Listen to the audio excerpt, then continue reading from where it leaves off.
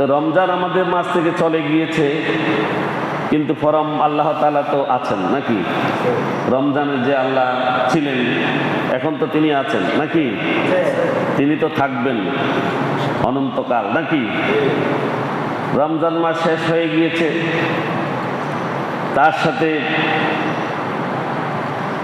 রমজান যেরকম শেষ হবে আমাদের হায়াতও একদিন শেষ হয়ে যাবে। প্রত্যেক জিনিস একদিন শেষ হয়ে যাবে নাকি? এই পৃথিবীতে সবগুলো নশ্বর বা চলে যাবে, সবগুলো বঙ্গুর শেষ হয়ে যাবে। আর রমজান আমাদের কাছ থেকে বিদায় নিয়েছে, যেমন সবকিছু আমাদের কাছ থেকে বিদায় নেয়। এটি ছিল কোরআনের আগমনের কারণে এক মহামূল্যবান মাস। আল্লাহ তাআলা দুনিয়াকে করেছেন খুবই ক্ষণস্থায়ী বাসস্থান এবং আখিরাতকে করেছেন চিরস্থায়ী আবাস। তো এই জন্য আমাদের চিরস্থায়ী আবাসের জন্য আমাদেরকে এই কাজকর্ম করার সময় সেদিকেই খেয়াল রাখতে হবে। দুনিয়ার মোহে যদি আমরা পড়ে যাই তাহলে আখিরাত আমাদের কাছ থেকে দূরে সরে যাবে, ঠিক কি না? আল্লাহ রাব্বুল আলামিন বলেছেন, বাল তুসিরুনাল হায়াতাদ দুনিয়া। আল্লাহ মানব জাতিকে উদ্দেশ্য করে বলছেন, তোমরা দুনিয়ার জীবনকে প্রাধান্য দিয়ে থাকো, দুনিয়ার জীবনকে তোমরা এমন ভাবে প্রাধান্য দাও আর তোমরা আখিরাতকে ভুলে যাও। ওয়াল আখিরাতু খায়রু ওয়া আবকা। মানব জাতিকে আল্লাহ রাব্বুল আলামিন স্মরণ করিয়ে দিয়ে বলছেন, এই দুনিয়ার জীবনের চাইতে আখিরাতেই হচ্ছে উত্তম। আখিরাত কি? উত্তম এবং চিরস্থায়ী। এজন্য আখিরাতকে প্রাধান্য দিতে হবে। আচ্ছা বলুন তো, সূর্য কি হারিয়ে গেছে? সূর্য আছে তো আগের মতো। চাঁদ কি আর উঠবে না? উঠবে, চাঁদও উঠবে। আকাশ কি থেমে গিয়েছে? থামে নাই, কখনো এটি থামবে না। আচ্ছা সময় কি উল্টা দিকে ঘুরছে? সময় ঠিক মতো ঘুরছে তো? আমাদের জীবন হায়াত সামনের দিকে কি এগিয়ে চলছে না থেমে আছে? এগিয়ে চলছে। আমাদের যাত্রা দীর্ঘ না ক্ষণস্থায়ী? ক্ষণস্থায়ী। আর আমাদের এই দুনিয়ার পাথেও খুবই সামান্য। প্রতিটি যখন ভোর হয়, উদিত হয় সূর্য, তখন যেন সে ডেকে বলে, হে আদম সন্তান, আমি তোমার প্রতিটি কাজের সাক্ষী, প্রতিটি কাজের সাক্ষী, আমাকে কাজে লাগাও। এটি বলছে দিন। কে বলছে? দিন বলছে আমি তোমার প্রতিটি কাজের সাক্ষী। 24টা ঘন্টা আল্লাহ রাব্বুল আলামিন তোমাকে দিয়েছে একদিনে, এই 24টা ঘন্টার তোমার কাজের সাক্ষী হচ্ছি আমি। এটি বলছে কে? দিন। আমাকে কাজে লাগাও, কারণ কিয়ামত পর্যন্ত আমি আজকে যেই দিনটি তোমার কাছ থেকে চলে যাচ্ছি এটি আর ফিরে আসবো না। এটি আর দিন যেটা আজকে চলে যাচ্ছে এটা কি আর ফিরে আসবে? আসবে না। রমজান শেষ হয়ে গিয়েছে, আমাদের ইমানটা তো রয়ে গেছে নাকি? ইমান আছে তো ইনশাল্লাহ। তো রমজান শেষ হয়ে গেছে, কোরআন কি আছে? আছে। রমজান শেষ হয়েছে, ইবাদত এবং আল্লাহর স্মরণ কি আছে? আছে কি না? ইবাদতও আছে, আল্লাহর স্মরণ করতে হবে। রমজান শেষ হয়ে গেছে, কিন্তু সৎকর্ম এবং দানশীলতা রয়ে গেছে। সৎকর্মকে ছেড়ে দিতে হবে, দানশীলতা ছেড়ে দিতে হবে। রমজানে তো অনেক দান করেছি আর অনেক সৎকর্ম করেছি, এগুলোকে ছেড়ে দিতে হবে। যেমনি সূর্য, চন্দ্র, আল্লাহ, আকাশ, বাতাস সব কিছু আছে, তেমনি আমাদের ইবাদতও থাকতে হবে। ইবাদতও থাকতে হবে। আর অবশ্যই আল্লাহ তাআলা সকল মানুষকে একদিন একত্রিত করবেন এবং সেদিন তাদের সকল কাজের হিসাব নেবেন। এই ব্যাপারে কি কোনো সন্দেহ আছে? নাই। তাহলে রমজানের পরে কি আমরা পরিবর্তন হয়ে যাব? আবার আগের অবস্থা কি ফিরে যাব? রমজানের আগে যেমন কি ছিলাম?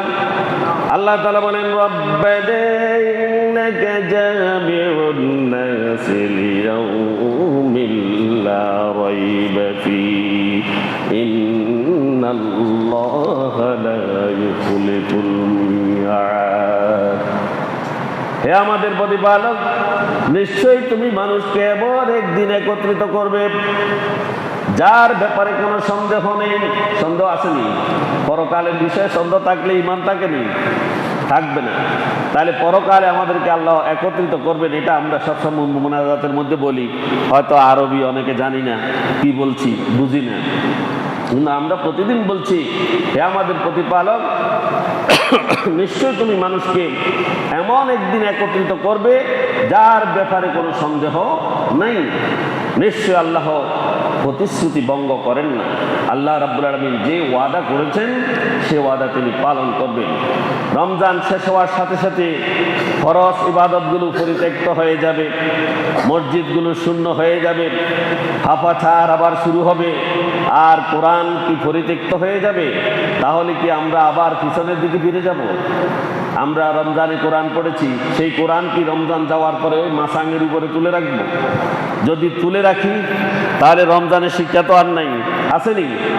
ইবাদত রমজানে বেশি করেছি, সেগুলো রমজানের পরে ছেড়ে দিব?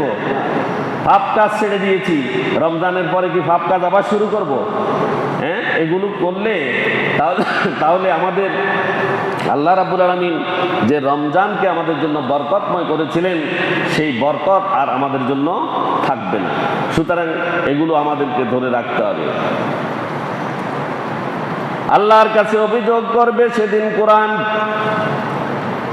যে মানুষকে পরিত্যাগ করেছে। মসজিদগুলো অভিযোগ করবে, এখানে মুসল্লি কমে গিয়েছে, রমজানে বাড়তি ছিল এখন কমে গিয়েছে। ঘর বাড়ি অভিযোগ করে বলবে সে সেখানে আল্লাহর স্মরণ কমে গিয়েছে, তার মধ্যে আত্মীয়তার সম্পর্ক অভিযোগ করে বলবে রমজানের পরে সে তা ছিন্ন করেছে। রমজানের পরে, রমজানে আত্মীয়ের বাড়িতে, ঈদের দিন ব্যাকের বাড়িতে গেছে নাকি, রমজানে খোঁজখবর নিয়েছে, রমজানের পরে যদি কারো বাড়িতে না যায়, খোঁজখবর না নেয়, আত্মীয়তার সম্পর্ক যদি ছিন্ন করে, তখন অভিযোগ করে বলবে, আত্মীয়তার অভিযোগ করে বলবে যে তা ছিন্ন করেছে। সমাজ অভিযোগ করে বলবে যে সে সেখানে রমজানের পরে পাপাচার ছড়িয়েছে, পাপাচার ছড়িয়েছে। আর ইবাদতগুলো অভিযোগ করে বলবে সে রমজানের পরে ইবাদতে অবহেলা করেছে, ইবাদতে অবহেলা করেছে। হে মুসল্লিয়ান কেরাম, বিখ্যাত আলেম বিশর আল হাফিজ রহমতুল্লাহ আলাইহি কে একবার বলা হয়েছিল, কিছু মানুষ রমজানে খুব ইবাদত করে এবং কঠোর পরিশ্রম করে, কিন্তু রমজান শেষ হলে তারা আবার সেই ইবাদত ছেড়ে দেয়, পরিশ্রম তারা ছেড়ে দেয়। তিনি বললেন, এরা কতই না খারাপ লোক, তারা আল্লাহকে শুধু রমজানেই চেনে আর বাকি 11 মাস চেনে না। হাসান বসরি রহমতুল্লাহ আলাইহি বলেন, মুমিনের আমলের কোনো নির্দিষ্ট সময়সীমা নেই মৃত্যু ছাড়া। কি ছাড়া? মৃত্যু ছাড়া, অর্থাৎ মৃত্যুর আগ পর্যন্ত আমলের কোনো কমতি ঘাটতি নেই, এটা চলতেই থাকবে। তারপর তিনি আল্লাহ তাআলার একটি কোরআন আয়াত তেলাওয়াত করেন, ওয়া'বুদু রাব্বাকা হাত্তা ইয়াতিয়াকাল ইয়াকিন, আর ইয়াকিন বা মৃত্যু আসা পর্যন্ত তুমি তোমার রবের ইবাদত করো, মৃত্যু আসা পর্যন্ত তুমি তোমার রবের ইবাদত করো। আমরা তো এই যে রমজানে যতগুলো মুসল্লি মসজিদে আসছে, এখন আসেনি, এখন আসেনি, ফজর ওয়াক্তে যতগুলো আসছে এখন আসেনি, ইমাম সাহেব আছে। তাহলে রমজানের শিক্ষা কই আমাদের কাছে? জোহরে যতগুলো আসতো এখন কি আসে? মাগরিবের সময় যতগুলো ছিল এখন কি আসে? নাই। তাহলে রমজান আমাদের মধ্যে কোনো পরিবর্তন আনয়ন করতে পারে নাই। আর যদি পরিবর্তন আমরা হইতাম তাহলে আসতাম। তাহলে প্রত্যেকেই এখন চিন্তা করে বুঝতে পারবেন আপনি কোন জায়গাতে আছেন। সম্মানিত হাজরিন, যে আমি একটি আয়াত তেলাওয়াত করেছি যে ইন্নাল্লাযীনা ক্বালু রাব্বুনাল্লাহ, নিশ্চয় যারা বলে আমাদের রব আল্লাহ, এই কথার উপরে অটল ও অবিচল থাকে। কি থাকে? অটল ও অবিচল থাকে। আর তাদের উপরে আল্লাহর পক্ষ থেকে ফেরেশতা নাজিল হয় এবং তাদেরকে জান্নাতের সুসংবাদ দেয়া হয়।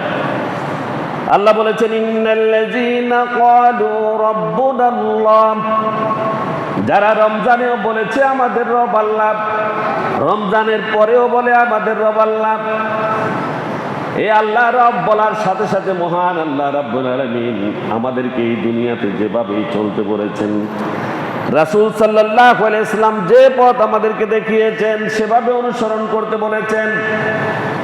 আল্লাহ এবং তার রাসূলের মত ও পথের উপরে যে অধিষ্ঠিত থাকে আর সে সব সময় ঘোষণা করে আমার রব আল্লাহ, আমার রব আল্লাহ, সুম্মাস্তাকামু, এই কথার উপরে তার করবে, তার সমস্ত মুআমালায় সব কিছুর উপরে সে অটল ও অবিচল থাকে। কি থাকে? তার লেনদেন, তার উঠা বসা, তার আয় রুজি, তার উপার্জন, সকল কিছুতে সে আল্লাহর উপরে ভরসা করে, আল্লাহর উপরে প্রতিষ্ঠিত থাকে, আল্লাহকে সবসময় সে ভয় করে, আর ইমানের উপরে সে অটল ও অবিচল থাকে। তাতানাজ্জালু আলাইহিমুল মালাইকা, তার উপরে আল্লাহর তরফ থেকে ফেরেশতা বর্ষিত হয়। কি হয়? ফেরেশতা নামই থাকে তার উপরে, ফেরেশতা তাকে সহায়তা করে। খারাপ কাজে যেতে লাগলে ফেরেশতা তাকে টেনে ধরে পিছন দিক থেকে, আর যদি ভালো কাজের দিকে ধাবিত হয় ফেরেশতা তাকে সাহায্য করে। কি করে? তাতানাজ্জালু আলাইহিমুল মালাইকা, ফেরেশতারা তাকে ঘুমন্ত অবস্থায় পাহারা দেয়। সে যখন পথে বের হয় ফেরেশতারা তাকে পথগুলো তার কি করে? নিরাপদ রাখে, নিরাপদ রাখে, সমস্ত রকম বিপদ আপদ থেকে হেফাজত করে। সুবহানাল্লাহ বলবেন না? তাতানাজ্জালু আলাইহিমুল মালাইকা, তাদের উপরে আল্লাহর পক্ষ থেকে ফেরেশতা নাজিল হয়। আল্লাহ তাখাফু, ফেরেশতারা বলে তুমি কোনো ভয় করিও না, তুমি কোনো ভয় করিও না। এটা তো এই দুনিয়াতে বলবে, মৃত্যুর স্বর যখন এসে যাবে ফেরেশতারা তখন তার দুই পাশে বসে যাবে, বলবে আল্লাহ তাখাফু, তুমি ভয় পেও না, ওয়ালা তাহজানু, তুমি চিন্তিত হইও না, তুমি চিন্তিত হইও না। এই দুনিয়ার জীবনে এবং মৃত্যুর সময়ে, কবরের জীবনে, আখিরাতে এবং জান্নাতে যাওয়া পর্যন্ত ফেরেশতা তার সাথে লেগেই থাকবে। সুবহানাল্লাহ। তাতানাজ্জালু আলাইহিমুল মালাইকা, তার উপরে ফেরেশতা বর্ষিত হবে। ফেরেশতারা বলবে আল্লাহ তাখাফু, তুমি ভয় পেও না, ওয়ালা তাহজানু, তুমি কোনো চিন্তা করো না, ওয়া আবশিরু বিল জান্নাতিল্লাতী কুনতুম তুআদুন। আল্লাহ বলছেন হে রাসূল, এই মুমিন বান্দা যে বলেছে রব্বুনাল্লাহ সুম্মা ইসতাকামু, শুধু রমজান নয় বাকি 11 মাস সহ তার হায়াতের সমস্ত সময় সেই কথার উপরে অটল অবিচল থাকে এবং সে সৎ পথে চলে, সঠিক পথে যদি সে চলে, ওয়াবশিরু, তুমি তাকে সুসংবাদ দাও। কি দাও? সুসংবাদ দাও বিল জান্নাতে, ওই জান্নাতের, আল্লাতী কুনতুম তুআদুন, যেই জান্নাতের ওয়াদা করা হয়েছে তার সাথে। কোরআনে জান্নাতের ওয়াদা করছে নি আল্লাহ? করছে। ইন্নাল্লাহা আশতারা মিনাল মুমিনিনা আনফুসাহুম ওয়া আমওয়ালাহুম বিআন্না লাহুমুল জান্নাহ ইউকাতিলুনা ফি সাবিলিল্লাহি ফায়াকতুলুনা ওয়া ইউকতালুন ওয়া'দান আলাইহি হাক্কান ফিত তাওরাতি ওয়াল ইনজিলি ওয়াল কুরআন ওয়া মান আওফা বিআহদিহি মিনাল্লাহি ফাস্তাবশিরু বিবাই'iকুমুল্লাযী বায়া'তুম বিহি ওয়া যালিকা হুয়াল ফাওজুল আযীম। আল্লাহ রাব্বুল আলামিন বলেছেন, নিশ্চয়ই আল্লাহ রাব্বুল আলামিন, ইন্নাল্লাহা আশতারা, নিশ্চয় আল্লাহ খরিদ করে নিয়েছেন, মিনাল মুমিনিনা, মুমিনদের কাছ থেকে, আনফুসাহুম, তাদের জীবন, তাদের জীবন, ওয়া আমওয়ালাহুম, এবং তাদের সম্পদ, এবং তাদের বিআন্না লাহুমুল জান্নাহ, কিসের বিনিময়ে? জান্নাতের বিনিময়ে। কিসের বিনিময়ে? জান্নাতের বিনিময়ে। এখন ইউকাতিলুনা ফি সাবিলিল্লাহ, তারা আল্লাহর পথে সংগ্রাম করবে। আল্লাহর পথে সংগ্রাম মানে লাঠি ছোড়ালো এখানে হিডাইডি বাজি জন্যি নাকি? এটা নাকি? আল্লাহর দ্বীনের দাওয়াত দিবে, আল্লাহ যেভাবে চলতে বলেছেন সেভাবে চলবে, আল্লাহ যা করতে নিষেধ করেছেন সেটা থেকে বিরত থাকবে, ইবাদত করবে, রমজানে যেরকম করেছে বাকি 11 মাসও সেরকম করবে, আল্লাহর দ্বীন প্রতিষ্ঠার চেষ্টা করবে, দান খয়রাত করবে, আত্মীয়তার সম্পর্ক রক্ষা করবে, পিতা মাতার সাথে ভালো ব্যবহার করবে, ভাই বোনের সাথে ভালো ব্যবহার করবে, ফুফুদেরকে ঠেলে না দিয়ে শুধু খালাদেরকে গ্রহণ করবে না, ফুফুদের সাথে সম্পর্ক আগে, খালাদের সাথে পরে, খালাদের সাথেও রাখবেন, অসুবিধা নাই, তবে ফুফু রক্তের সম্পর্ক। এখন তো ফুফুকে বাদ দিয়ে খালাদের সাথে বেশি ঠেলাঠেলি, কথা ঠিক কিনা? সেই দিকে সব। আল্লাহ আমাদেরকে হেফাজত করুন। এইভাবেই কি বলা হচ্ছে, ইন্নাল্লাযীনা ক্বালু রাব্বুনাল্লাহ সুম্মা ইসতাকামু তাতানাজ্জালু আলাইহিমুল মালায়েকা আল্লা তাখাফু ওয়া লা তাহজানু ওয়া আবশিরু বিল জান্নাতিল্লাতী কুনতুম তুআদুন। সেখানে বলছিলাম ইন্নাল্লাহা আশতারা মিনাল মুমিনিনা আনফুসাহুম ওয়া আমওয়ালাহুম বিআন্না লাহুমুল জান্নাহ ইউকাতিলুনা ফি সাবিলিল্লাহ। তারা আল্লাহর পথে সংগ্রাম করবে, আল্লাহর পথে তারা লড়াই করবে, নিজের জীবনকে বাঁচাবে, জান্নাতের উপযোগী করবে, জান্নাতের উপযোগী করবে। তো ইউকাতিলুনা ফি সাবিলিল্লাহ, এরপরে বলছে ফায়াকতুলুনা ওয়া ইউকতালুন। এটা হচ্ছে জেহাদের কথা। আল্লাহর দ্বীন প্রতিষ্ঠা করতে গেলে যদি সেই জায়গাতে যদি তাদের কারোর সাথে জেহাদ করতে হয়, সেখানে জেহাদ করবে, মারবে অথবা মরবে। ওয়াদান আলাইহি হাক্কান, আল্লাহ তাআলার ওয়াদা সত্য। আল্লাহর ওয়াদা কি? ফিত তাওরাত ওয়াল ইনজিল ওয়াল কোরআন, তিনি তাওরাত, ইনজিল এবং কোরআন তিনটাতে আল্লাহ তাআলা ওয়াদা করেছেন। ওয়ামান আওফা বিআহদিহি মিনাল্লাহি ফাসতাবশিরু বিবাইইকুমুল্লাযী বায়াতুম বি। আমি এটা ব্যাখ্যা করব না, অনেক ব্যাখ্যা বড়। তবে আল্লাহ বলেছেন এটা আল্লাহর সাথে আমাদের ক্রয় বিক্রয় হয়েছে। কি হয়েছে? ক্রয় বিক্রয় হয়েছে, যে তিনি আমাদেরকে জীবন এবং সম্পদ এই দুইটা আমাদেরকে দিয়েছেন এবং তিনি আমাদেরকে পরীক্ষা করছেন। এই দুইটাকে আল্লাহর পথে ব্যয় করলে তিনি আমাদেরকে জান্নাত দিবেন, জান্নাত দেবেন। এই চুক্তি আল্লাহর সাথে হয়েছে। আমাদের জান্নাত আল্লাহর কাছে আছে, আল্লাহর দুটি জিনিস আমাদের কাছে আছে, জীবন এবং সম্পদ। এই দুইটাকে আল্লাহর পথে ব্যয় করলে তিনি পরকালে আমাদেরকে জান্নাত দিবেন। এটা আল্লাহর সাথে আমাদের ওয়াদা। কি হয়েছে? ওয়াদা হয়েছে, চুক্তি হয়েছে। সেখানে আল্লাহ বলছেন আল্লাতী কুনতুম তুআদুন, যেই জান্নাতের ওয়াদা তাদের সাথে করা হয়েছে। যদি জীবন এবং সম্পদ আল্লাহর পথে বিলিয়ে দেওয়া যায় তবেই আল্লাহ রাব্বুল আলামিন জান্নাত দেবেন। এরপরে ফেরেশতারা বলবে, মৃত্যুর স্বর যখন চলে আসবে, মানুষের নাক মুখ দিয়ে যখন ফেনা বেরিয়ে যাবে, ফেরেশতারা তখন এসে বলবে নাহনু আউলিয়াউকুম ফিল হায়াতিদ দুনিয়া, এই পার্থিব জীবনের 70, 85, 80, 90, 100 বছর যে হায়াত তুমি কাটিয়েছ, এই হায়াতে আমি তোমার বন্ধু ছিলাম। যদি ঈমান ইহতিসাবের সাথে আল্লাহর বান্দা হয়ে আল্লাহর ইবাদত করে যদি দুনিয়া থেকে যাওয়ার সময় হয়, তখন ফেরেশতারা এই কথা বলে নাহনু আউলিয়াউকুম ফিল হায়াতিদ দুনিয়া, পার্থিব জীবনে, দুনিয়ার জীবনে আমরা তোমার বন্ধু ছিলাম, ওয়াফিল আখিরাহ, এবং পরকালেও আমরা তোমাদের বন্ধু হিসাবে থাকব। ওয়ালাকুম ফিহা মা তাশতাহি, সে সেখানে যাহা কিছু নিজের জন্য পছন্দ করবে, যাহা কিছু সে ইচ্ছা পোষণ করবে, আনফুসাকুম, নিজের জন্য, ওয়ালাকুম ফিহা মা তাদাউন, এবং সে যাহা কিছু সেখানে চাইবে সব কিছু তাকে সেখানে দেয়া হবে। সুবহানাল্লাহ, সব কিছু তাকে সেখানে দেয়া হবে। জান্নাতের নাজ নিয়ামত, নুজুলাম মিন গফুরির রহিম, আর এটি মহান রবের পক্ষ থেকে তার জন্য এক মহান আপ্যায়ন, মহান আপ্যায়ন। সেই জান্নাত তাকে দেওয়া হবে।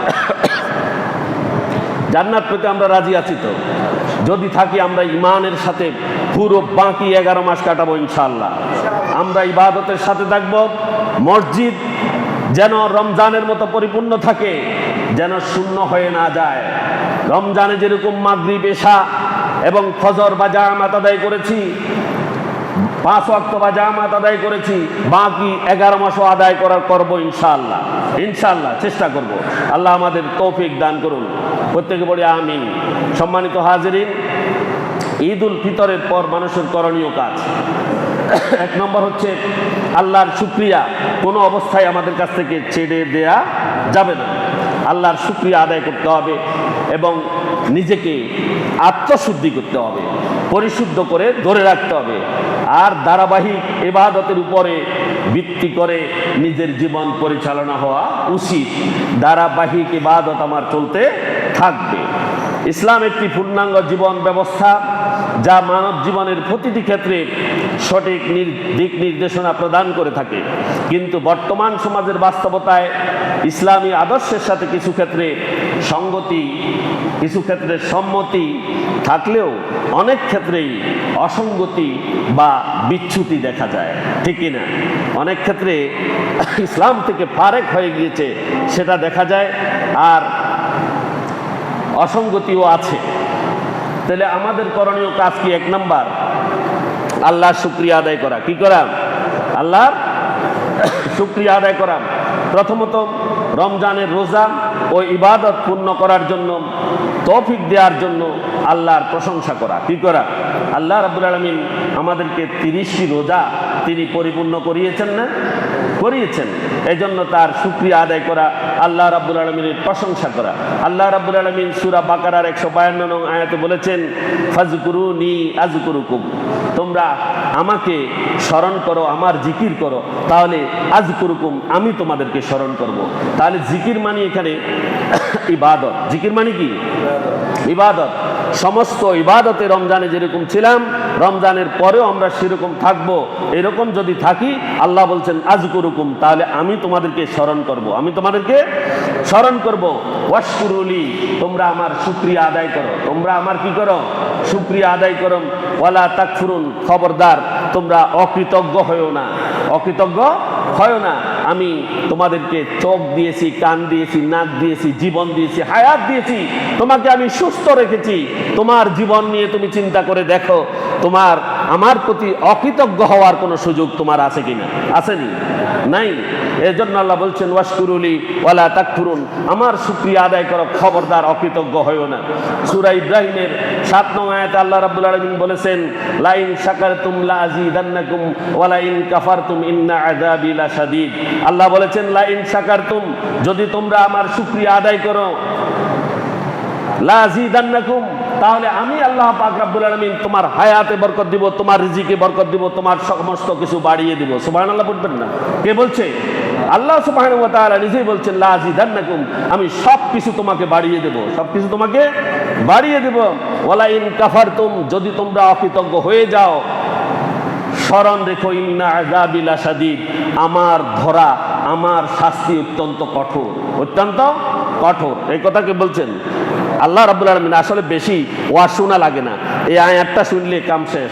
এটার ব্যাখ্যা পড়লেও কি মানুষের জীবন পরিবর্তন হতে বাধ্য। লাইন শাকারতুম লাযিদান্নাকুম ওয়ালাইন কাফারতুম ইন্না আযাবি লাশাদীদ। আল্লাহর প্রতি যদি ঈমান থাকে, আল্লাহর কথা যদি কেউ সত্য মনে করে, তাহলে আল্লাহ বলছেন লাইন শাকারতুম, যদি তোমরা আমার শুকরিয়া আদায় করো, লাযিদান্নাকুম, তাহলে আমি তোমাদের হায়াত, তোমাদের জীবিকা, তোমাদের জীবন সর্বাধিকে আমি আল্লাহ রাব্বুল আলামিন কি করব? বাড়িয়ে দেব। কি করব? বাড়িয়ে দেব। ওয়ালা ইন কাফারতুম, যদি তোমরা অকৃতজ্ঞ হয়ে যাও, রমজানে যেরকম ছিলে সেটা থেকে এসে যদি এখানে পরিবর্তন হয়ে যাও, ইন্না আযাবি লাশাদীদ, মনে রেখো আমি আল্লাহ পাক রব্বুল আলামিনের ধরা খুবই শক্ত, খুবই শক্ত, কঠোর শাস্তি আমি তাকে প্রদান করব। সূরা বনী ইসরাঈলের 11 নং আয়াতে আল্লাহ বলেছেন ওয়াকুলিল হামদুলিল্লাহ, বলো সমস্ত প্রশংসা আল্লাহ রাব্বুল আলামিনের। কার? আল্লাহ রাব্বুল আলামিনের। সূরা ফাতিহাতে আমরা সব সময় পড়তে থাকি, রমজানে কোনো 1000 বার সূরা ফাতিহা পড়েছি, কিন্তু আমাদের মধ্যে কি সেই সূরা ফাতিহার কথাগুলো মনে আছে? আমরা বলেছি আলহামদুলিল্লাহি রাব্বিল আলামিন, সমস্ত প্রশংসা বিশ্ব জাহানের প্রতিপালক মহান আল্লাহর জন্য। এই কথা বলেছি কিনা? আর রহমানির রহিম, যিনি পরম করুণাময়, অতিশয় দয়ালু। মালিকি ইয়াউমিদ্দিন, আমরা স্বীকৃতি দিয়েছি তিনি হচ্ছেন শেষ বিচারের দিনের অধিপতি। স্বীকৃতি দিয়েছি কিনা? মালিকি ইয়াউমিদ্দিন, যিনি শেষ বিচারের দিনের অধিপতি। ইয়্যাকা না'বুদু, এরপরে আমরা বলেছি ইয়্যাকা না'বুদু, আমরা একমাত্র আপনার ইবাদত করি। ওয়া ইয়্যাকা নাস্তাঈন, এবং আপনার নিকটে সাহায্য চাই। আর রমজানে এসে যদি তার ইবাদত যদি রমজানের পরে ছেড়ে দেয়, এবং যদি তার কাছে সাহায্য না চায়, ইবাদত যদি ছেড়ে দেয় আর যদি তার কাছে সাহায্য না চায়, তাহলে পুরা রমজান মাসে মিথ্যা কথা বলেছে। ঠিক কিনা? কথা খেয়াল করেন, পড়াও জানি কোনো কথা। ইয়্যাকা না'বুদু ওয়া ইয়্যাকা নাস্তাঈন, আমি আপনি সবাই তো বলেছি নাকি? বলেছি ইয়্যাকা না'বুদু, আমরা আপনার ইবাদত করি, ওয়া ইয়্যাকা নাস্তাঈন, এবং আপনার নিকটে সাহায্য প্রার্থনা করি। এই কথা বলছি না? তাহলে এখন যদি সেটা না করি, তাহলে এই কথাটা মিথ্যা হয়ে যায় না? তাহলে মিথ্যা কথা বলছি, আল্লাহরে ঠকন যায়নি। তাহলে আল্লাহ রাব্বুল আলামিন কঠোরভাবে ধরবেন। এরপর আল্লাহকে বলছি ইহদিনাস সিরাতাল মুস্তাকিম, আপনি আমাদেরকে সহজ সরল পথ প্রদর্শন করুন। এই কথা তো বারবার বলছি নাকি? তো সহজ সরল পথ প্রদর্শন করার জন্য আল্লাহ তাআলা চাচ্ছেন, তাহলে আমরা যাচ্ছি না কেন? সহজ সরল পথ কোনটা? রমজানের পরে মসজিদ খালি হয়ে যাওয়ার না, রমজানের পরে মসজিদ পরিপূর্ণ থাকবে। সিরাতাল্লাযীনা আন'আমতা আলাইহিম, আবার এই কথাও বলেছি আপনি আমাদেরকে এমন পথ প্রদর্শন করুন যে পথে আপনার বান্দারা নিয়ামত প্রাপ্ত হয়েছে। এখানে কি কথা কয়? গায়রিল মাগদুবি আলাইহিম, আপনি আমাদেরকে এমন পথ প্রদর্শন করবেন না ওয়ালা দাল্লিন, যারা পথভ্রষ্ট, যারা কি পথভ্রষ্ট। তাহলে এত দোয়া, এত কিছু আল্লাহর প্রশংসা সব কিছু রমজানে করার পরে, রমজানের পরে আসি, রমজানে সব করলাম, রমজানের পরে আসি যদি মসজিদের দিকে যদি আমরা না যাই, ছুটে না যাই, আজান পড়ার সাথে সাথে জামাতের আর সময় বেশি বাকি নেই, মসজিদে আপনারা কতজন এসেছেন? এটাও তো আমাদের এই যে রমজান আমরা কি করেছি, বিদায় করেছি, তারপরে মনে হয় আমাদের অন্তর থেকে ইসলাম অনেক দূরে সরে গেছে, ইমানটা যেন দূরে সরে গিয়েছে, অবহেলায় আমরা মেতে উঠেছি, ঠিক কিনা? এমন বোঝা যাচ্ছে কিনা? এমন বোঝা যাচ্ছে। আল্লাহ আমাদেরকে হেফাজত করুন, করতে বলি আমিন। সূরা ইউনূসের 10 নং আয়াতে আল্লাহ রাব্বুল আলামিন বলেছেন, وآخر دعواهم أن الحمد لله رب العالمين। আর যারা ইমানদার, যারা আল্লাহর বান্দা, তাদের শেষ বাক্য হবে কি হবে?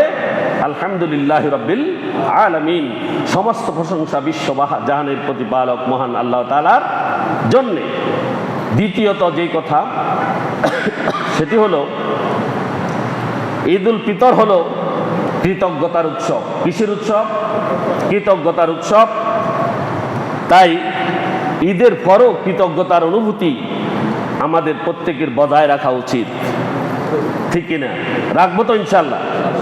দ্বিতীয় নাম্বার যেটা হচ্ছে তাকওয়ার ধারাবাহিকতা রক্ষা করা। রমজানে আমরা যেমনটি ভয় পেয়েছি আল্লাহকে, ভয়ের কারণে আমরা হালাল রিজিকও বর্জন করেছি, আমাদের সমস্ত হালাল খানাও আমরা দিনে খাই নেই, ঠিক কিনা? খাই নেই। এটা ছিল তাকওয়া। এই তাকওয়াটাকে ধারাবাহিকভাবে রমজানের পরে বাকি 11 মাস নিজের জীবনের সাথে অঙ্গাঙ্গিভাবে জড়িয়ে নেওয়া। তাহলে রমজান আমাদেরকে তাকওয়ার প্রশিক্ষণ দিয়েছে। লাআল্লাকুম তাত্তাকুন, কুতিবা আলাইকুমুস সিয়াম কামা কুতিবা আলাল লাযিনা মিন ক্বাবলিকুম লাআল্লাকুম তাত্তাকুন। রোজা ফরজ করা হয়েছে মুত্তাকি হওয়ার জন্য। তাই এই তাকওয়াকে বছরের বাকি সময়েও আমাদের ধরে রাখা উচিত কিনা? উচিত। আল্লাহর ভয় ও আনুগত্যের উপরে আমাদের প্রত্যেকের জীবনে অটল ও অবিচল থাকা উচিত। এরপরে আল্লাহ রাব্বুল আলামিন সূরা হাশরের 18 নং আয়াতে বলেছেন, ইয়া আইয়ুহাল্লাযিনা আমানুত্তাকুল্লাহা ওয়াল তানজুর নাফসুম মা কদ্দামাত লিগাদ ওয়াত্তাকুল্লাহা ইন্নাল্লাহা খাবীরুম বিমা তা'মালুন।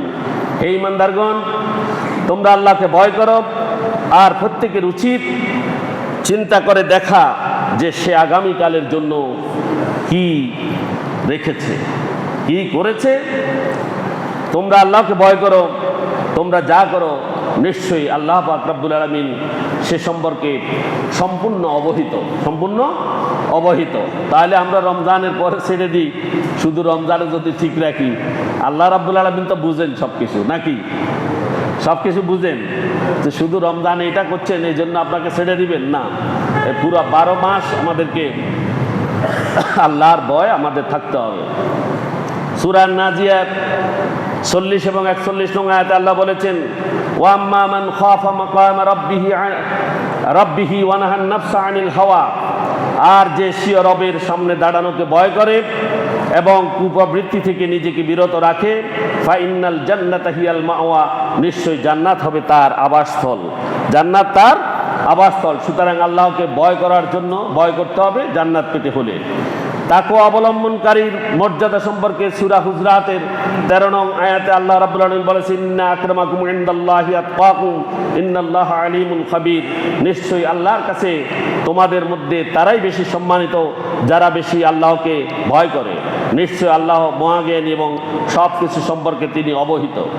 তৃতীয় নাম্বার হচ্ছে শাওয়াল মাসে 6টি রোজা রাখা মুস্তাহাব। এখন কোন মাস? শাওয়াল মাস। আল্লাহ রাব্বুল আলামিন বলেছেন, মান জাআ বিল হাসানাতি ফালাহু আশারু আমসালিহা। আল্লাহ পাক রাব্বুল আলামিন বলেছেন যে একটি সৎ কাজ করবে তাকে 10টি নেকি দেওয়া হবে। কয়টি? তো রমজানের রোজা কয়টি? 30টি। শাওয়ালে কয়টি? 6টি। মোট কয়টা হয়? 36টা। এই 36টা রোজা রাখলে তাহলে এটাকে যদি 10 দিয়ে গুণ করা হয়, একটা ভালো কাজ করলে 10 গুণ আল্লাহ তাআলা বৃদ্ধি করে দিবেন। তাহলে এই 36কে যদি 10 দিয়ে গুণ করা হয় 360 হয়। কত? 360 দিন হয়। এই 360 দিন মানে 1 বছর। আমরা চন্দ্র মাসের হিসাব হলো 355 দিনে, 355 দিনে 1 বছর, অর্থাৎ সৌর বছর থেকে আপনার আরবি বছর, হিজরি বছর কত? 11 দিন কম। কত দিন কম? 11 দিন কম। সেই হিসাবে 360 মানে আরো 6 দিন বেশি হিসাব করা হয়েছে। সুবহানাল্লাহ। আরো 6 দিন কি বেশি হিসাব করা হয়েছে। অর্থাৎ 36 দিন রোজা রাখা মানে 1 বছর রোজা রাখা। 36 দিন রোজা রাখা মানে 1 বছর রোজা রাখার সওয়াব তার আমলনামায় লেখা হবে। এই জন্য শাওয়াল মাসে 6টি রোজা আমরা রাখার চেষ্টা করব ইনশাআল্লাহ। আল্লাহ আমাদের তৌফিক দান করুন। আর রমজানের শর্ত হলো, রমজানের যদি কোনো রোজা যদি কাজা হয়ে যায় সেটা পূরণ করা আগে, সেটা আগে পূরণ করতে হবে, তারপরে শাওয়ালের 6টি রোজা। রাসূল সাল্লাল্লাহু আলাইহি ওয়াসাল্লাম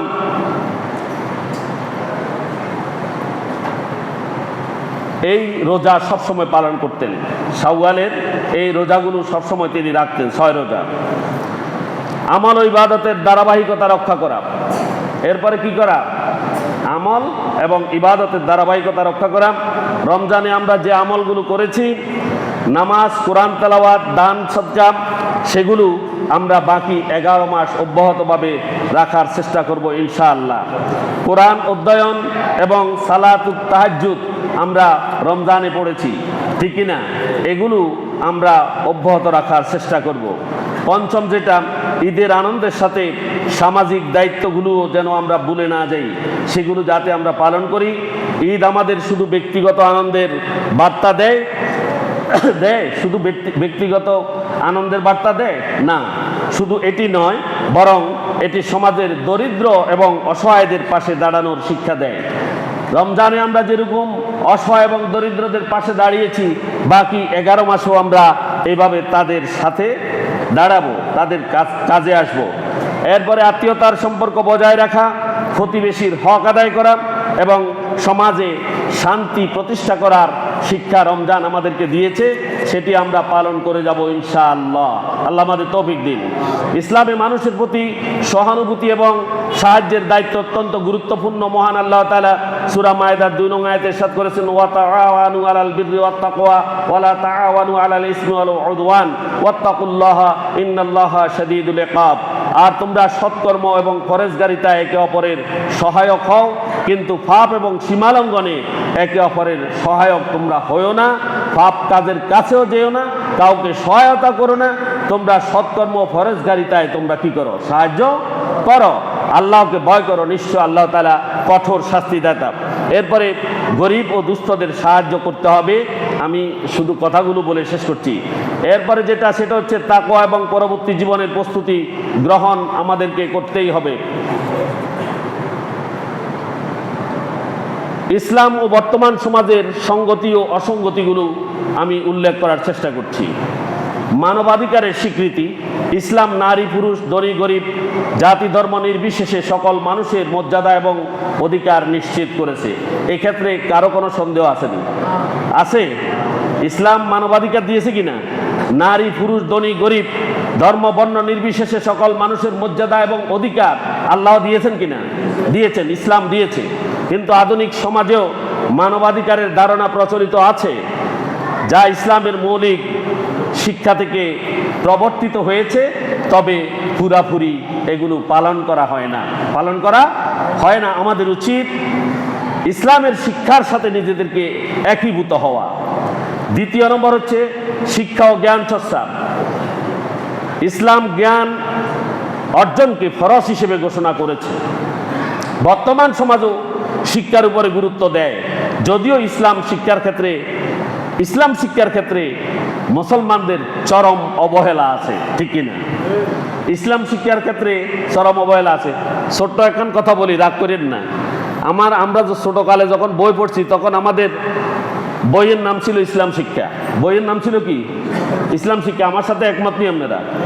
এখন ইসলাম শিক্ষা বইয়ের সাথে লাগাইছে ইসলাম ও নৈতিক শিক্ষা। ইসলাম ও মানে ইসলামের সাথে কি নৈতিকতা নাই? এটা নাকি নৈতিক শিক্ষা কি আলাদা জিনিস নেই? ইসলাম শিক্ষাতে নৈতিকতা নাই। ইসলাম থেকে নৈতিকতা শিক্ষা গ্রহণ করেছে পুরা পৃথিবী। আর ইসলাম ও নৈতিক শিক্ষা মানে নৈতিক শিক্ষা আলাদা জিনিস, ইসলাম আলাদা জিনিস, এইভাবে মুসলমানদেরকে বোঝানো হচ্ছে, ঠিক কিনা? কি আমার কথা রাগ করছেন নাকি? আমার বুঝের সাথে আপনাদের বুঝ মনে মিলে নাই। ইসলামের সাথে কি নৈতিকতা নাই? নৈতিকতা ইসলাম শিখিয়েছে। আবার আমাদের ইসলাম শিক্ষা বইয়ের নাম দিয়েছে ইসলাম ও নৈতিক শিক্ষা। তার মানে ইসলাম এবং নৈতিক শিক্ষা দুইটি আলাদা জিনিস। কথা বুঝে আসছে? মাঝখান দিয়ে ও লাগাইছে। তাহলে শিক্ষার ক্ষেত্রে ইসলাম অবহেলিত আমাদের সমাজে। ন্যায় বিচার ও সামাজিক সুবিচার। ইসলাম ন্যায় বিচারকে সর্বোচ্চ গুরুত্ব দেয় এবং সমাজ থেকে অন্যায় অবিচার দূর করার নির্দেশনা প্রদান করে।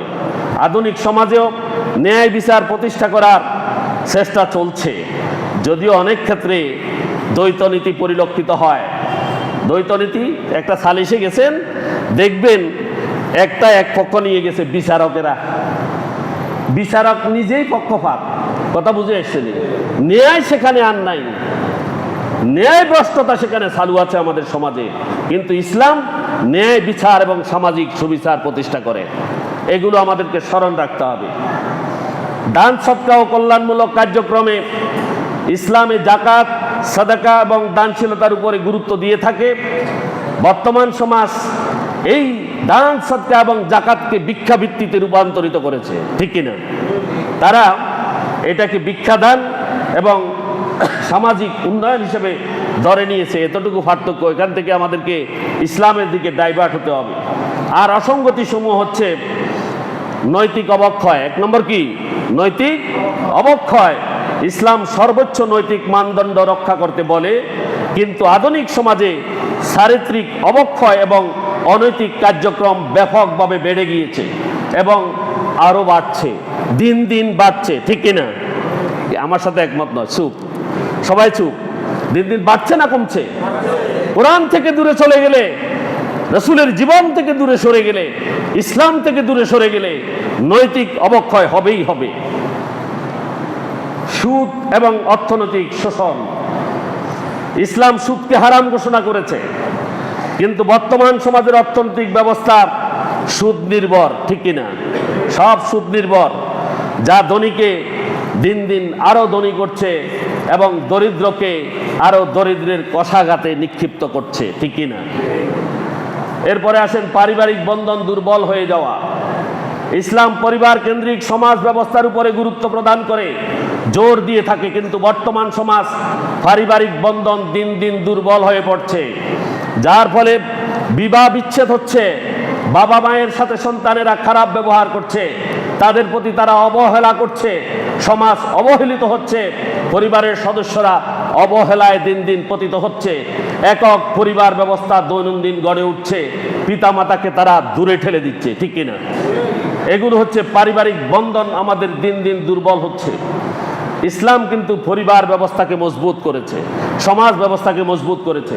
ইসলামের সাথে না থাকার কারণে আজ আমাদের সমাজ এই অবস্থায় পতিত হচ্ছে। সামাজিক ও রাজনৈতিক দুর্নীতি। ইসলাম সুস্পষ্টভাবে দুর্নীতি ও অন্যায় শাসনের বিরোধিতা করে। ইসলাম সুস্পষ্টভাবে দুর্নীতির বিরুদ্ধে এবং অন্যায় শাসনের বিরোধিতা করে, ঠিক কিনা? ঠিকটা আসতে শেখা। ইসলাম দুর্নীতি করে? দুর্নীতির বিরুদ্ধে নয় কি? অবশ্যই দুর্নীতির বিরুদ্ধে।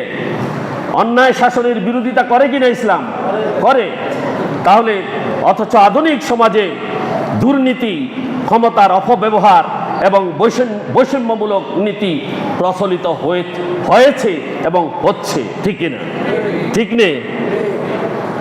এগুলো থেকে আমাদেরকে সরে আসতে হবে, ইসলামের কাছে পৌঁছতে হবে।